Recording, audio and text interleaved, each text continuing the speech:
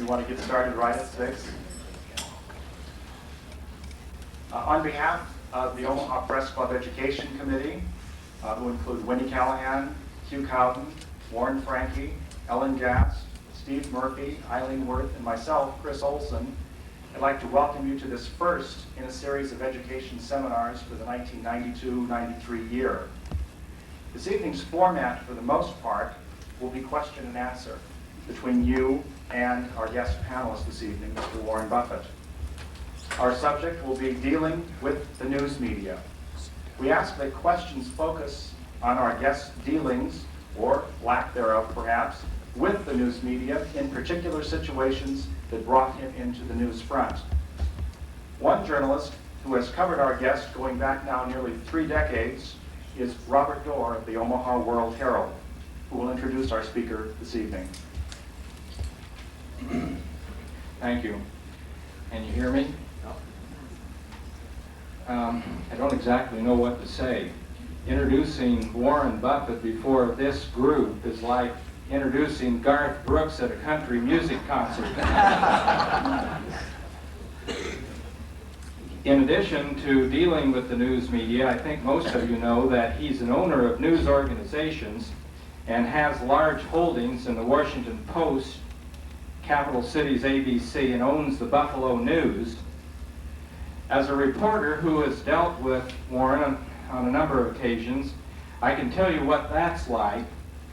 He is invariably accessible, courteous, and straightforward, but generally non-talkative.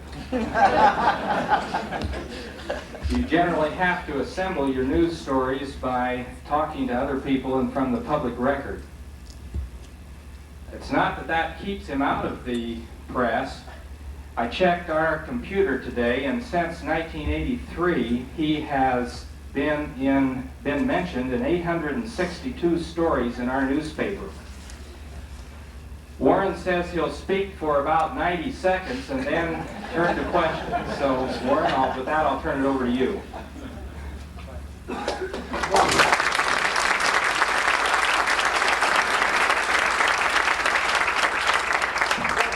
The obituaries, I feel fine about that. One of the comments that Howard Simons used to make at the Washington Post, Howard Simons was the managing editor at the time of Watergate under Ben Bradley, later went on to run the Neiman program, and when people constantly complain that you in the news business know that, how can you write about business when you haven't been in business, and how can you write about sports when you haven't been a football player yourself? And his retort to that was, you don't have to be dead to write obituaries.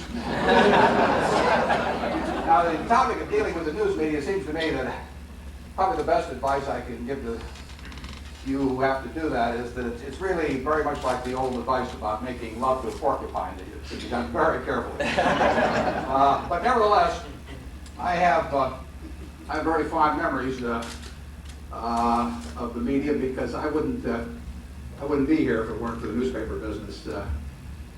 My grandfather in 1905 bought the Cumming County Democrat in West Point, Nebraska. Believe it or not, in West Point, which was probably 2,000 people in those days, there were 2 newspapers, the West Point Republican and the Cumming County Democrat. His grandson learned something out of what it's like to operate in the 2 newspaper town from his grandfather. But these 2 newspapers existed, and my grandfather had his family, and my mother and her sisters and one brother, they lived over the newspaper in a little string of rooms on the 2nd floor. And when my mother was 11, she literally could run a linotype. As a matter of fact, the intertype people who made linotypes in those days wanted her to travel to Des Moines to exhibit the operation of a linotype to prove their statement that such a simple machine as even an 11-year-old could operate it.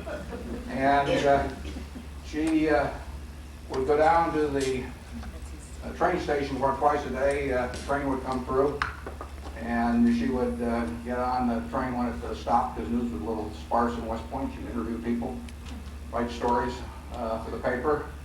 She sold ads for the paper. It was all during high school years. She started the West Point high school paper. And when she got out of high school, she was 16, but she worked 3 years in the newspaper to get the money to go to school at the University of Nebraska. And when she got to the University of Nebraska, one of the first things she did was to go to the Daily Nebraskan and apply for a job. And the fellow that interviewed her was my dad, who was the editor of the Daily Nebraskan. Now, a few months later, after the first semester, my granddad lost his foreman, who bought a paper in Eustis, Nebraska himself, and so he called my mom and asked her if she'd come back to help out with the paper, which she did. So she took off a semester and then came back again to Nebraska, and a year or so later married my dad. But the fact that two sides of the family had a strong interest in the newspaper business, coupled with the stock market crash, I must admit, because my dad actually wanted to go into newspapering, but back in those days, and he had an offer from Greg McBride, I think it was, at a television someplace at the house where McBride told him to make up his mind. And my dad was a blind editor in a small town Nebraska he was going to go to work for, but he had that idea at the time, which was long passed out of favor, that he would let his father, who had paid for his education, call the shots on his first job. And my grandfather on that side had different ideas, so came to Omaha, became a stock salesman. And I was born in 1930, but I was conceived right around November 30th, 1929. Those of you who can put together what it would be like selling stocks in the fall of 1929, my conception will understand what happened. So that's the story of how I got here. And I've spent the rest of my life trying to figure out how to avoid having the media end my life. And I guess that's the subject of our seminar this evening. And I think the best way to do this is just throw it open for questions. I've been around newspapers a long time. I worked for the Lincoln Journal in college. I delivered 5 newspaper routes when I was in Washington. I had 0.2% of all the Washington Post circulation in 1944. And I had this marvelous system because I delivered both the Post and its competitor, the Times Herald. So when my service was a little sloppy and people changed papers, they found my smiling face there.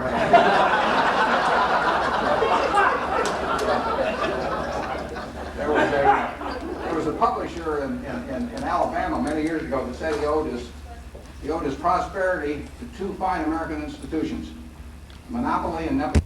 I guess back when I was running those papers, I figured out the monopoly aspect of it. Anyway, let's start in with some questions, and the tougher the better. Yeah.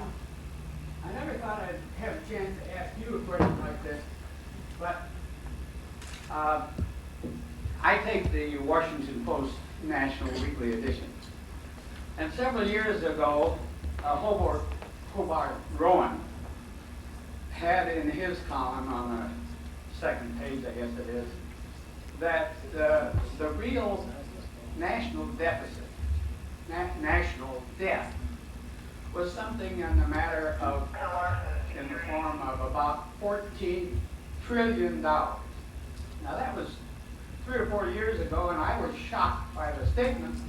Nobody ever seemed to pick it up, and I'm just wondering, was there nothing to it?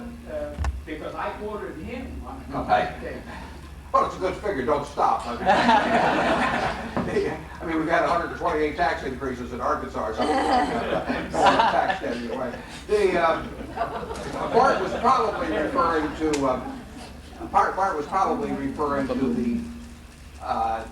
to the actual debt, which may have been $3.5 trillion then. Yeah. Plus, he may have been taking the present value of actuarial promises to people in the Social Security system. And when you have promised virtually everyone a retirement income which is geared to inflation, and you present value that, you get a huge sum. Now, on the other hand, the federal government obviously has the power to tax people in those future years to, in effect, make transfer payments.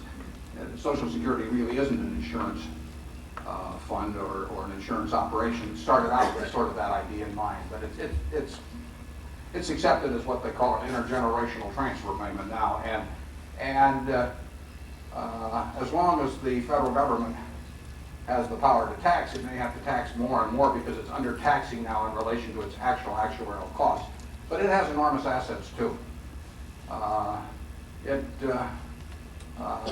The value of all American corporations is $4 trillion. The government gets 34% of their profits. The stockholders get 66%. I'm leaving out state income taxes. You can say the government owns 34% of those corporations in terms of their earning power, and it has the right to increase its ownership merely by passing a bill that they're going to get 40% of the profits or 50% of the profits. So it has enormous assets, it has enormous liabilities, and you can play around with either side of the equation, but essentially the country has more taxing power than it's used, which is why people don't get too upset about the $400 billion national debt. They know there is untapped taxing power. Now, it may be that politicians don't have the will to do it, but they have the ability to do it. And that keeps government bonds selling as the safest, roughly the safest investments in the world. Okay, how about a media question here? Well, yeah. The Buffalo News does the Buffalo News endorse candidate, and will you be participating in that endorsement? The Buffalo News endorses candidates. I think they had that policy when I went there, but I know that they would have that policy under our ownership, which began in 1977. Murray Light, the editor of the Buffalo News, just wrote a column on that just a few weeks ago. He writes a column every week, and by and large, they determine their own endorsements. It's interesting. We had 5 congressional candidates some years back from Buffalo. They may not have that many in the current census, I'm not sure. But these are people that one way or another touched it. The SMSA up there is about 1.3 million. And so we made 5 endorsements. Oh, it was 82 or so. I think Jack Kemp was still even a congressman then. But in any event, we endorsed, he was a congressman, because we endorsed Barbara Conable, Jack Kemp, Hank Noack, and who else? And if you looked at these 5 fellows' voting records, you could see no similarity whatsoever. So I discerned that essentially our policy was at that time was to endorse incumbents. But I don't know what we'll do this time. But we do have a policy of endorsing. We think that to give opinions on every other subject in the world daily, that if we back off giving an opinion on that, it doesn't seem to make sense. I don't think people pay much attention when you get to presidential races. I think that the less the public is interested in the race, the more a newspaper endorsement means. Probably doesn't mean, in the presidential race, I would guess the endorsement means virtually nothing. But I still think we ought to do it. Yeah? What stories do you think the media is really missing the boat on these days? I'm thinking particularly along the lines of business stories, but feel free to take it beyond that. That you think maybe they're blowing out of proportion beyond their significance, or just ignoring a story that's maybe ripe for exposure right now? Right. Well, the media, and I've gotten this question over the last 20 years, and when I attend the Washington Post, they have what they call a pug wash summer, and they always ask about what are the big stories, and then you tell them, and then they groan. Because the trouble is, the big stories are not the ones that happen like Hurricane Andrew. They're the ones that happen over time, and they get very boring, and there's never a news peg that really grabs you where you can say it's dramatic. I mean, no one has ever run a story on the fact that, I gained 3 ounces today because I ate 500 calories more than I burned up. I mean, it's not, but if 20 years later I weigh 200 pounds more than I weigh coming in, all of a sudden that might become a story. But it's very hard on anything that has a very slow, glacial-like almost impact on society to write about those things. It's also difficult to legislate about them. They say that the problem is that very often on the important questions, the policy cycle is longer than the electoral cycle. The policy cycle is also longer than the news cycle. And it's easy to write about them after they happen, whether it's the SNL debacle or whatever, but writing about them while they're happening, because they're happening 1 inch at a time, and it isn't that much different today than yesterday. It's very difficult to cover them. I mean, obviously the big story is the fiscal imbalance we have at the national level. But it's been around so long. What new can you say on it? And how much different is it if the deficit's going to be $378 billion to $377 billion or something this year? Very tough to write about those subjects. Second thing is that sometimes they get intricate. At the Sun, many years ago, 20 years ago plus, I talked to Paul Wynn, a marvelous editor, about the thrift, not the industrial loan scandal that you could see was going to come in Nebraska. I mean, if you looked at the balance sheets which were sketchy, of the industrial loans, and you saw the regulation on everything, you knew there was going to be a very significant problem.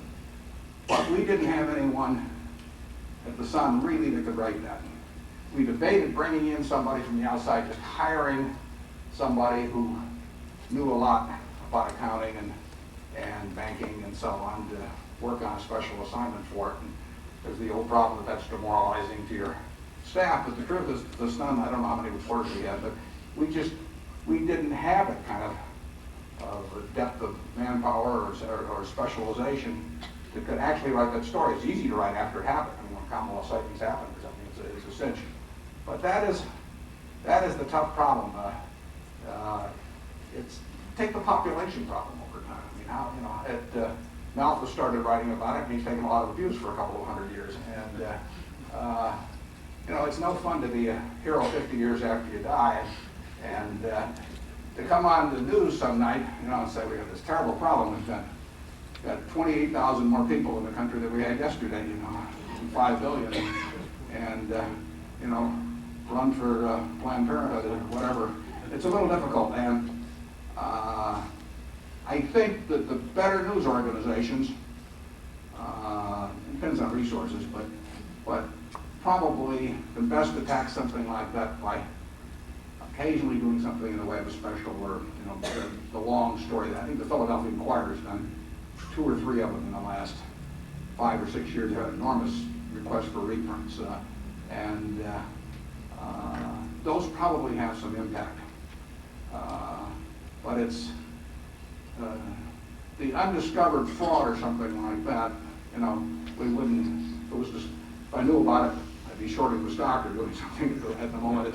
It's hard to come up with a blockbuster story that also has reader impact or viewer impact, and there's not a great answer for that. Yeah. Talking to about the business pages, and one particular story recently which Berkshire Hathaway has been involved in, and you personally, connection with Wells Fargo. Have you lost your confidence in Wells Fargo? Oh, I won't comment on the stocks. I'm going to let off the Bob's introduction on that sort of thing. I never get into recommending or even commenting on individual companies. Yeah. If you were limited in your reading to 2 financial publications, which 2 would you buy? Well, I've answered that differently 5 or 10 years ago. I would probably go. Assuming I'd split it up between daily and I'd probably go with the New York Times and probably Fortune. I'm assuming I could get all the things from Value Line and all that on statistics, but in terms of news publications, probably be the case. I'll tell you an interesting story on that. About 5 years ago, if you get the New York Times annual report, up in the lead paragraph of Sulzberger's letter, maybe the second paragraph, he said the New York Times was distributed on a same-day basis to virtually every important metropolitan city in the United States. That time it wasn't distributed to Omaha. And so I wrote a letter, and I said, "Dear Punch," I said, it's a shame to have that qualifier in there. And I said, what really I find galling is that I have a friend in Des Moines, which has a population half that of Omaha, and they are he is getting, in this case, the paper delivered daily, and I said, here we are in Omaha, we can't get it. And I sent a copy to my friend in Des Moines. My friend in Des Moines, who did not know Sulzberger, Joe Rosenfield, wrote him a letter and said, "Dear Mr. Sulzberger," he says, "I understand you're here, you're not in Omaha." And he said, It's true, of course, that statistically, Des Moines is smaller than Omaha, and he said, of course, he said those people spelled the name of their state backwards and do everything like that. But he said, I've considered his request, and he said, you probably should do it because if you look at it, it's part of your outreach program. And he said, at first I'll only read the horoscope, but he said, later who knows what will happen. So anyway, we started getting the New York Times. Well, I don't know if it's my letter or Joe's, but I'll get it the same day. Yeah, Bob? Would you comment on your attitude or your policy, I guess, on interviews? You particularly do not give interviews, as I understand, for anyone who wants to write a profile type interview. I'm wondering how long ago you started that, and why did you start it, and you think it's a good idea? Well, I would say I probably spend, I may be right, I'm sure there's somebody spends more, but I probably spend more time over the last 10 years, I probably spent more time, and even, or over the last year, with media people, reporters, than any other CEO I know. Now, each one takes up a lot of time. I've had 5 profiles in the last 4 years by some form of national media. Linda Graham in the LA Times, L.J. Davis in the New York Times, I can't think of the gal's name, and 4 of them. So on top of that, I get all kinds of people calling me on special aspects of certain things. Now, I don't know whether I average 2 hours a week or something like that, but if I didn't control it, it'd be 80 hours a week.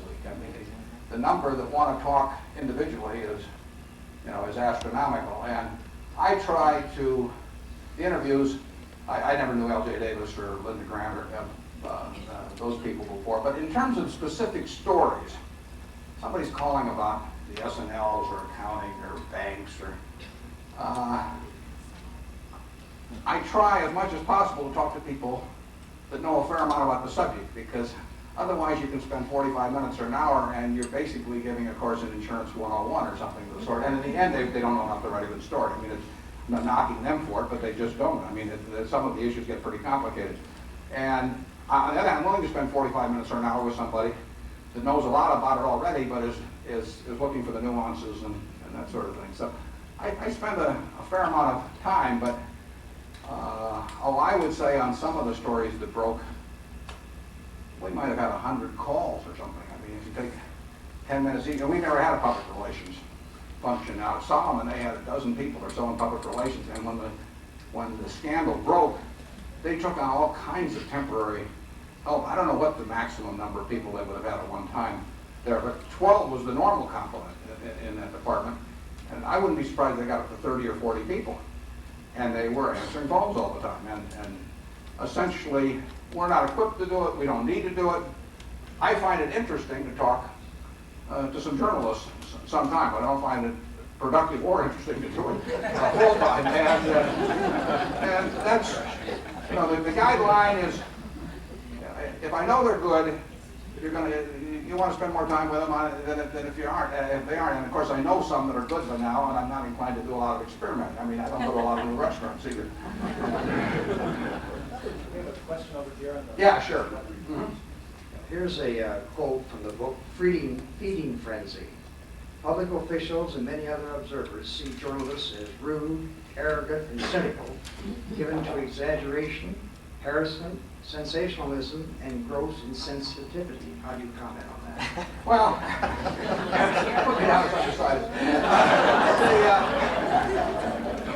It's interesting. In all of I'm going to be wrong on this, but there's 1,600 newspapers in the country, and the only one I can think of that really has a media critic that writes regularly is the LA Times with David Shaw. And David writes some very good stuff. In fact, maybe they've done it. I would think it'd be a good idea to put some of his together in a book. And David, back a few years back, writes a very good column. Those LA Times stories go on forever, so you cover a lot of ground. And he interviewed 40 editors, practically all of whom with names you recognize, plus Brokaw and a few people like that, and asked them about the stories that had been written about them. And of course, they came up with all those adjectives.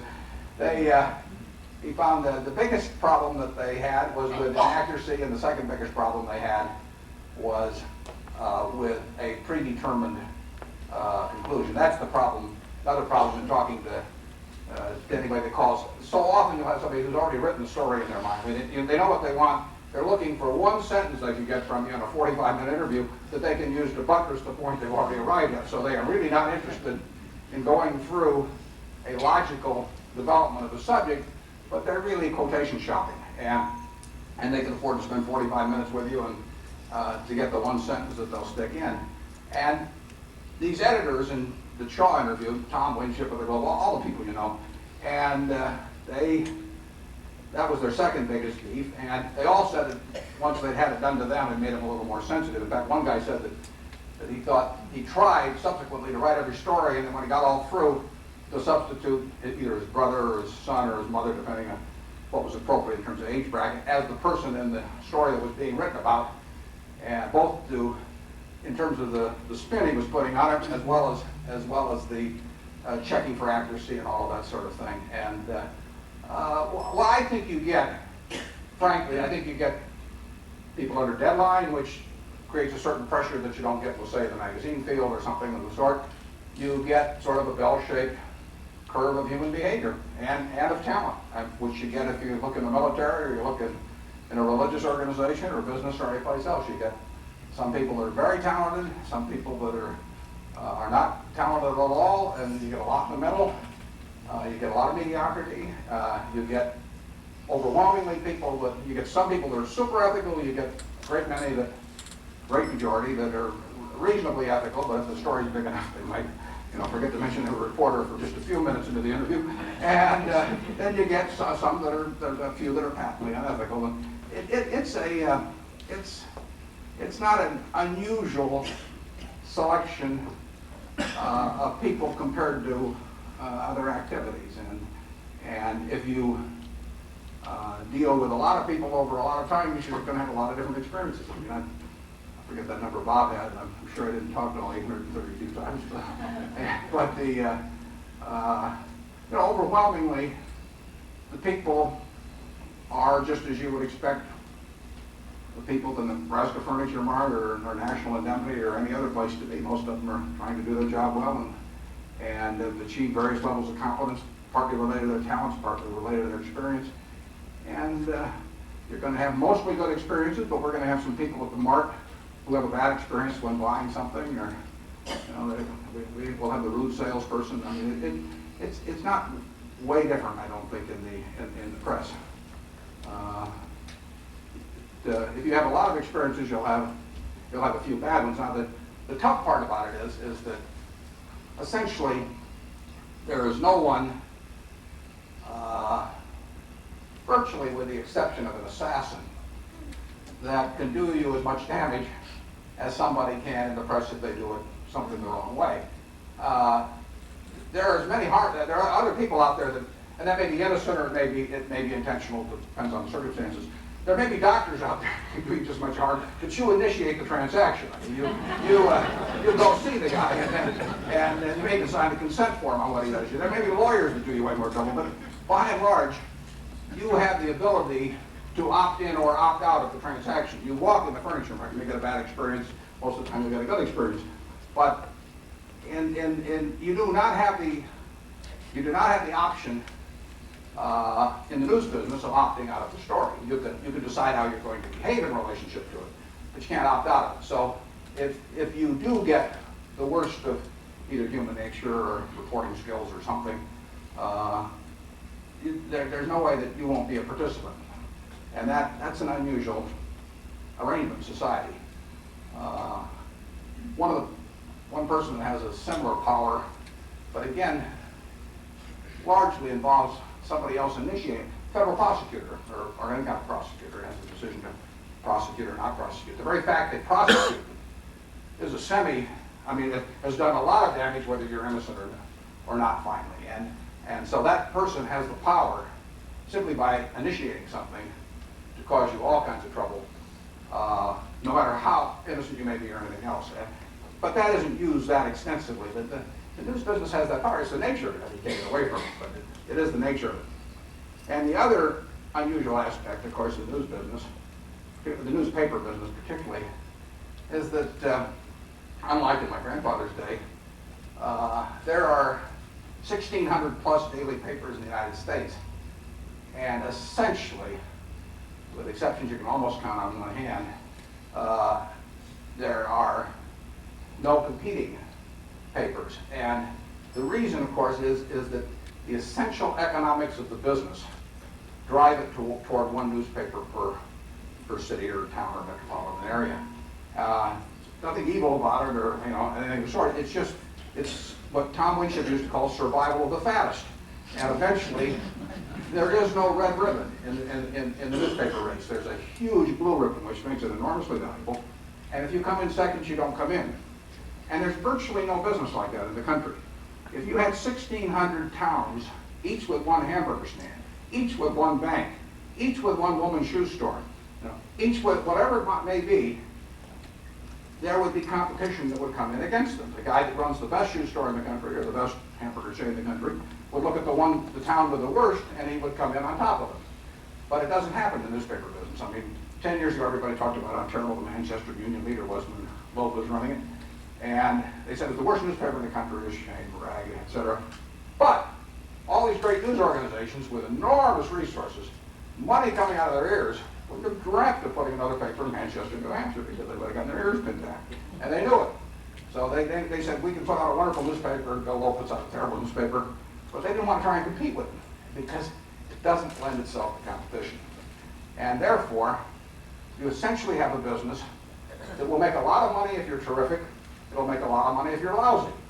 And there's no difference. I mean, you pick a paper that you tell me you think is lousy, and I will show you one with 30% profit margins. And people always used to laugh at Roy Thompson, and he never saw the Council Bluffs non-pro his lifetime. I met him over in London. I asked him one time if he'd ever been to Council Bluffs.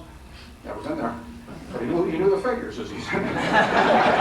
And I don't have any feelings about that at all, but a lot of people knocked Thompson newspapers in those years, but they had the highest profit margins.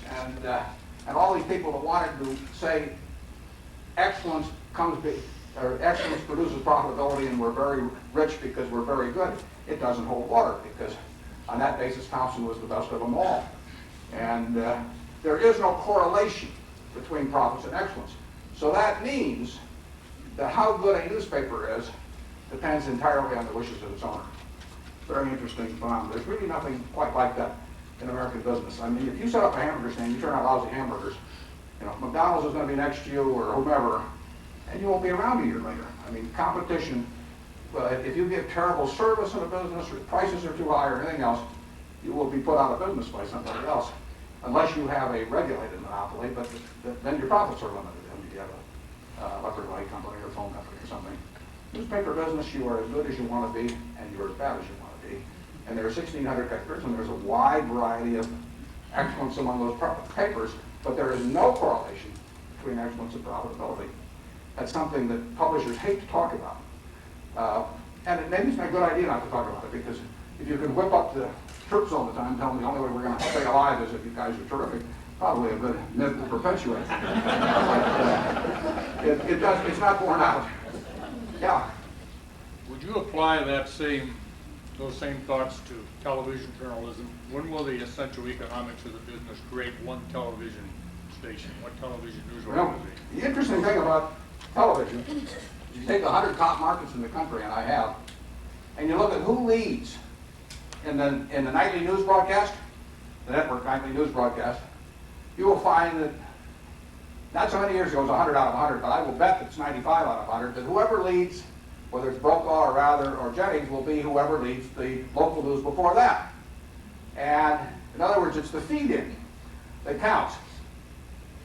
ABC in New York, in Philadelphia, we had as great an audience for Jennings, probably still do, but I know we did in the past, as Rather and Brokaw combined. But we had this terrific feed-in from the local news before. Single most important factor. Tough on the anchorman's ego, but it happens to be true. Now, what's the biggest factor in what local news is watching? It's the feed in before. That's why you want to have Oprah. I mean, it's dynamite to have the feed in from a 40 share or something like that coming from Oprah. You say, well, this is all circular. You know, you're going to have trouble at some point. Incidentally, Good Morning America and the morning show on NBC used to get a benefit from a feed in from people leaving the dials on Carson from the previous evening, and it's amazing. Somebody must have set their dial one time where they wanted it and just kept running around the clock. But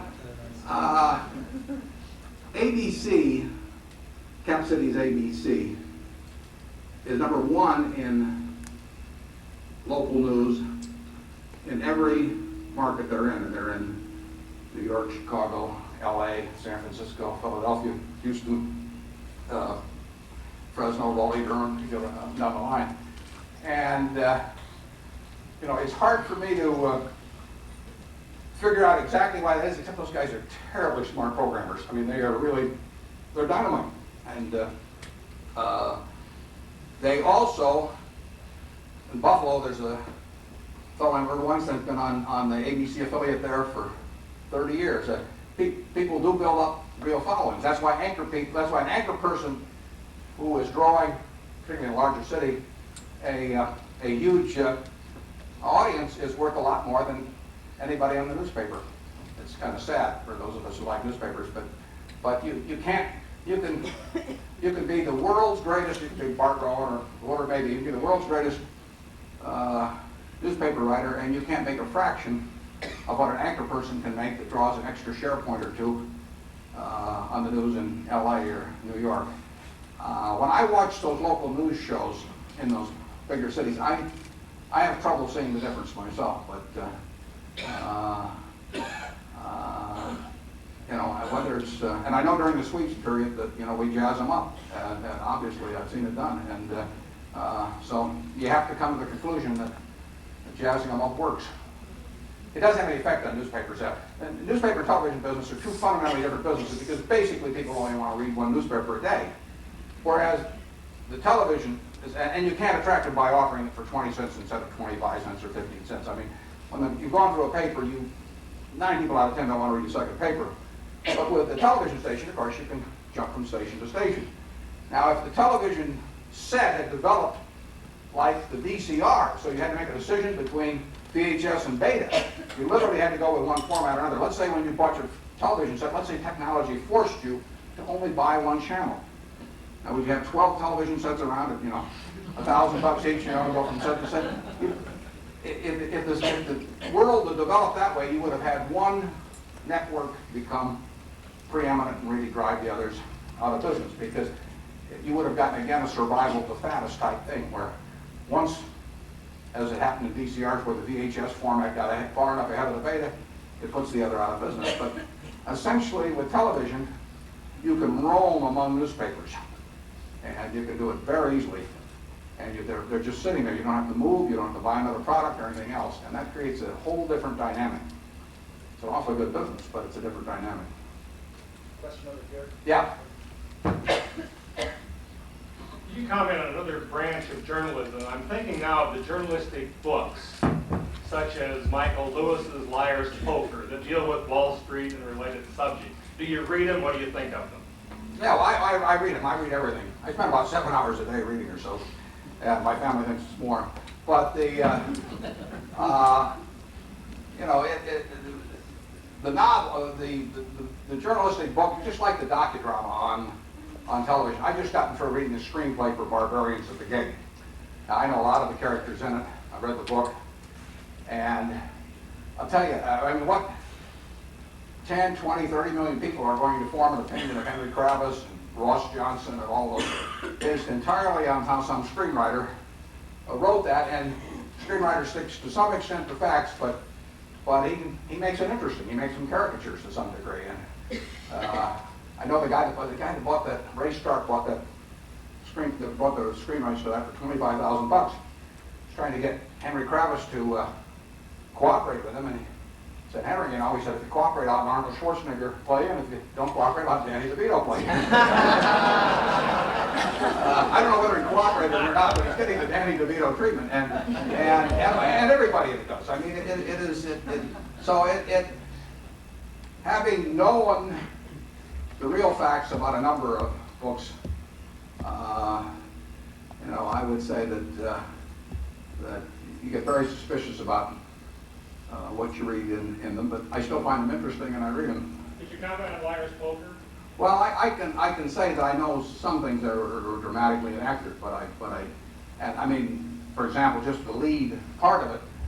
Lewis was never in New York, and I know John Merriweather pretty well, and I think that it's very unlikely that that took place, but it's a good story, and there's nothing you can do about it. Once it's written, you know, millions of people are going to believe it's true, and there's nothing that John Merriweather or John Goodfriend or anybody else can do about that.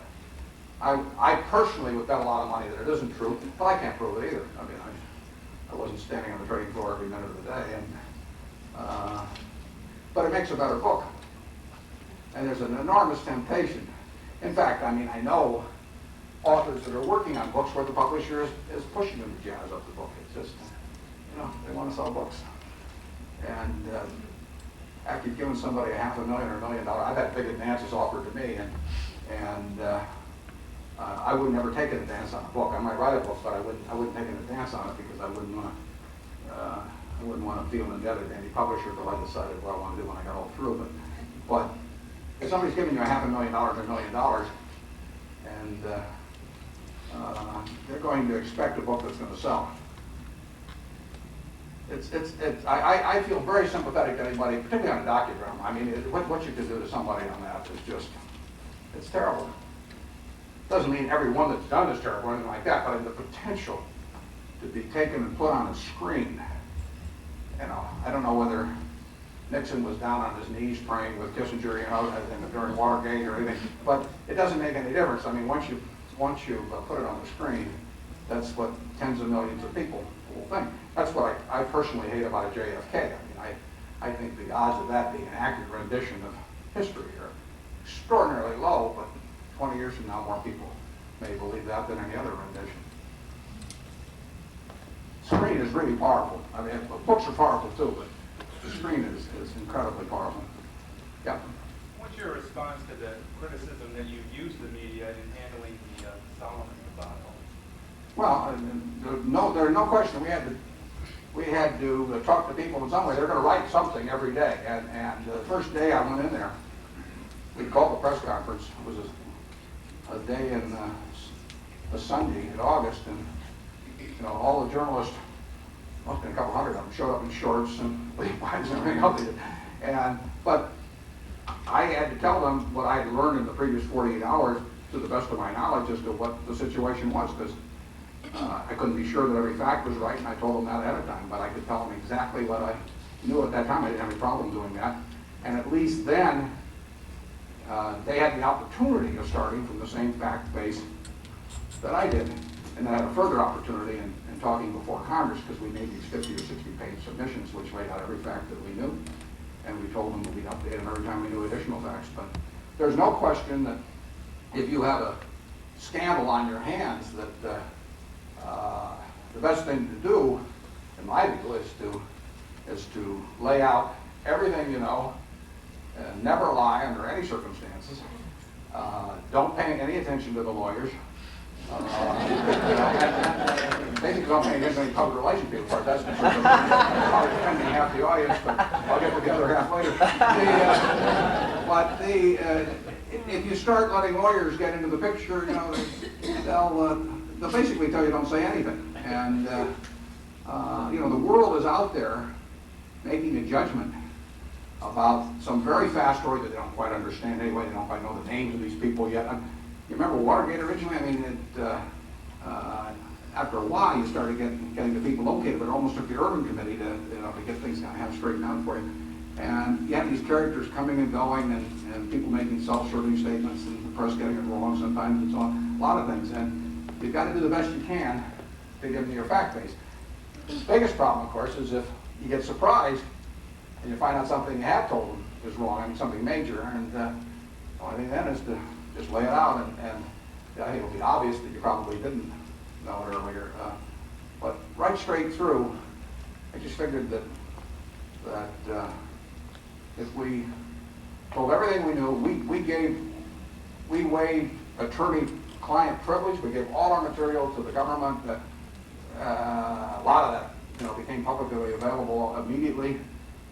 We ran into people, obviously, that were using the press in other ways. We had short sellers in the stock that would call Senate committees or subcommittees, call the press, told the LA Times, told the press guy at Solomon about same voice calling in with 4 or 5 different rumors to start that involved foreign exchange problems or all these kind of things. And it's a multi-dimensional fire for a while, and you can't do it perfectly, but you'll never get tangled up if you just basically lay it out as you see it. And it's very fortunate when you aren't implicated in any way yourself. It must be a different thing if you're John Dean or something. But incidentally, my friend Jim Burke had a problem with Tylenol, and he basically ignored the lawyers. I mean, here's all this product liability and everything out there, but Jim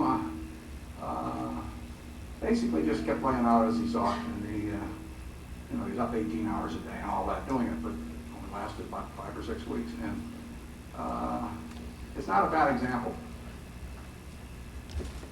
The problem is you get into what everybody has called lowest common denominator journalism. I mean, somebody is going to write it, and then once they write it, it kind of moves along the food chain, and they use the term aptly. And in Arthur Ashe, I personally, I wouldn't write that story myself. Now, if I'm editor of some major paper, and every other paper in the country is carrying it, or I'm the news director at the network, I think that the momentum tends to push it along once it starts. And but I don't think it really. I'm not that concerned. There's nothing in the Constitution about the people's right to know. I mean, we trot that out occasionally when we want to justify something we've done that we feel like we really shouldn't have. But there's absolutely nothing in there about people's right to know. I mean, but you've got is the right to say something. But I don't have any right to know, as far as I'm concerned, about constitutionally or in any other way about Arthur Ashe's health. And, he's not playing tennis. He's not taking my daughter out. I mean, it's just not a concern to me. But it will keep coming. I mean, it's not going to stop. Yeah. Is the media a good investment today? And if not, what general areas might be without naming specific companies? Well, I wrote a section in the '91 annual report of Berkshire, which we'll be glad to send you about media's investment. And what I say is it's terrific, but it's not quite as terrific as it used to be. It's a great business compared to other businesses. I mean, the return earned on capital actually employed and everything, it's a very great business. But it is not quite as great as it used to be. And that's one of the reasons that the American Newspaper Publishers Association is fighting with the telephone companies, for example. They are not wild about the idea of freedom of speech for the telephone companies, but nobody likes competitive. But I was with my friend Tom Murphy watching a Monday Night Football game at my sister's house. Terrific 45-inch picture or something of this game. And I said to Murph, and this was ABC, of course. So I said to Murph, what a terrific picture. John, what a terrific picture. He said, I like the better one. It was 8 inches black and white. Of course, then there were only 3 of us, you see. And when Anheuser wanted to sell beer, they came to us, When General Motors wanted to sell Buicks, they came to us. And every year we just raised the prices. And it was a great business. That business has gotten diluted. There were 3 electronic highways in the United States 30 years ago. 3 electronic highways pumped into virtually every household in the United States. Think of that. The short factor in distribution were these highways. There's lots of talent, lots of heavyweight fighters out there, lots of people watching at the other end. Only 3 highways. The highway guy makes all the money then. Now there are all kinds of highways. So Mike Tyson makes all the money, or Holyfield, or whomever. because talent is the short commodity now, and we're just another electronic highway, and that diminishes. It's still pretty good, incidentally, but it's not like it was. The newspaper is terrific, but of course ADVO comes along, and the U.S. Postal Service is the biggest threat to the newspaper business. You know, I used to say to the Washington, you know, they were terribly worried about the Washington Star. You know, what if they got Newsbury or whatever? You know, I'd say, you know, let the Washington Star have top draft pick of 100 journalists any place in the United States. All I got to do is just name the names, and they all come over to the Washington Star. It's not worth an eighth of a point on the Washington Post stock. But ADVO, I mean, let the U.S. Postal Service drop its third-class rates 20%, and you can have a very appreciable effect on the paper, as you can if the bells get into the classified and so on. That's where the competition comes in.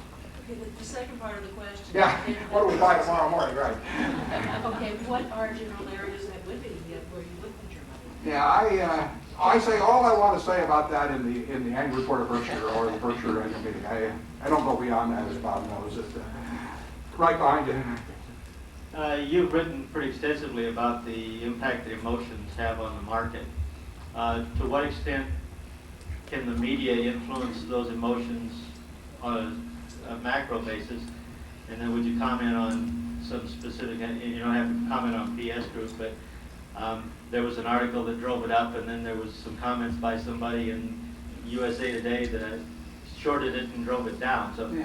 what extent does the media have influence on the market? Well, the media generally is on a very short time cycle, so it's hard for them to say anything of any importance. I mean, what I really want to know is what's going to be. I mean, if you bought Coca-Cola in 1990 and you paid $40, you got $1.8 million, you know, for that $40. Now, I want to know what the next Coca-Cola is, but that's a little slow in unfolding for newspapers. So you're not going to get a lot out of that.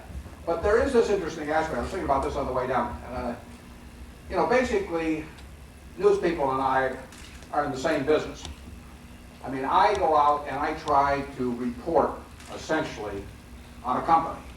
I try to evaluate its management, I try to evaluate its competition, its product, its service, its prices, its costs, everything. I'm trying to do a repertorial job on that business. I never heard of it before. And that is my job. I assign myself a story. And every morning when I come to work, it may be triggered by some event, but I assign myself a story. Now, the story always happens to be, what is X worth? But that's a story. And in 1973, when we were buying the Washington Post Company with a total valuation of $80 million, and Woodward was working on Watergate, let's say that Woodward had assigned himself a story, just exactly like Bradley come in and said, Woodward, I want you to spend the next week doing a story on what is the Washington Post Company worth. Now, if Woodward had that assignment, and he'd gone out for the week, he'd have come in with a pretty damn good story at the end of a week. He would have come in with a story that would have said the Washington Post Company is worth about $400 million, and it was selling for $80 million. Now, if he'd assigned himself that story, he would have made a ton of money. It's assigning yourself the right story. And I've said this to Woodward. I said, why don't you just assign yourself a story to work on between 6 and 7 in the morning every morning? They always want me to tell them what stocks to buy. And I always say, well, I'll let you assign yourself the story and work on it from 6 to 7 in the morning. 1 hour a day on your own assignment, and the other 8 or 10 hours you can work for Bradley. And essentially, that's a lot easier story than the stories he's trying to get. He's trying to get a story about Casey's thinking at the CIA or something, you know, or what he's mumbling up in his hospital room. And essentially, it is a hell of a lot easier to go out and figure out what the Washington Post Company's worth. They had at that time 4 big TV stations. You go interview some TV brokers. You find out what other sales were. I mean, it is not a tough story. And the interesting to me is that all of the journalists that have covered, you know, Berkshire over 25 years, they come in, they write about Berkshire, and they look at everything, but virtually none of them have bought the stock. And it's usually not against the code of ethics. I mean, as long as they tell, at most publications, certainly all the big magazines and all that, all they have to do is give the information to their editors to what they're doing and not buy right before an article and all that sort of thing, and hold it a long time. But here are all these people, they're doing all this work on Berkshire, you know, and they're trying to figure out what I'm thinking and what we're doing, and they look at the record, but they never do anything about it. They write a story and then they go on to something else. And I just say that, you know, somehow their brain isn't quite connected to their eyeballs sometimes. You would think, I mean, but all the time they're saying, what do I do with my money? You know, and should I buy Series E bonds or what? It's really interesting. So I say 90% of investing is assigning yourself the right story. The reporting of it is fairly easy. We have time for one more question. Okay. Seems to intimidate me. Yeah.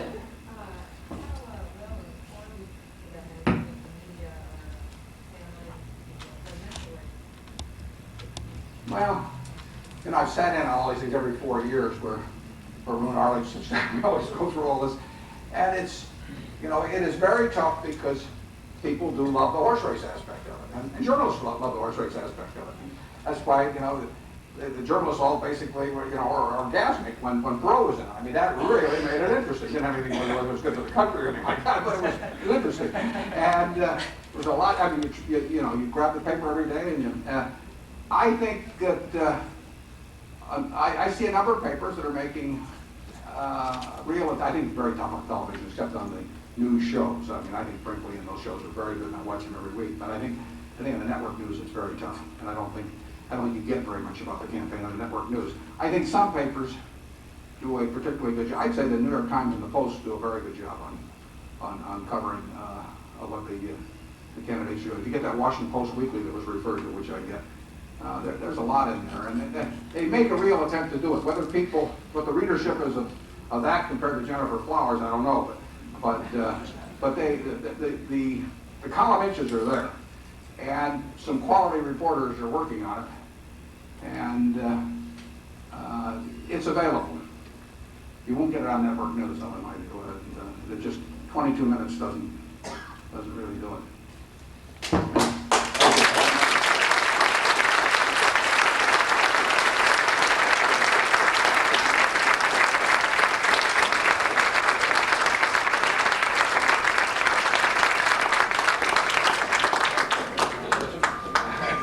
Many of you this evening will be joining Mr. Buffett for dinner up at the club. I asked you all not to crowd into one elevator. And there will be plenty of time to get up there. We're adjourned. Thank you again, Mr. Buffett. Thanks, evening.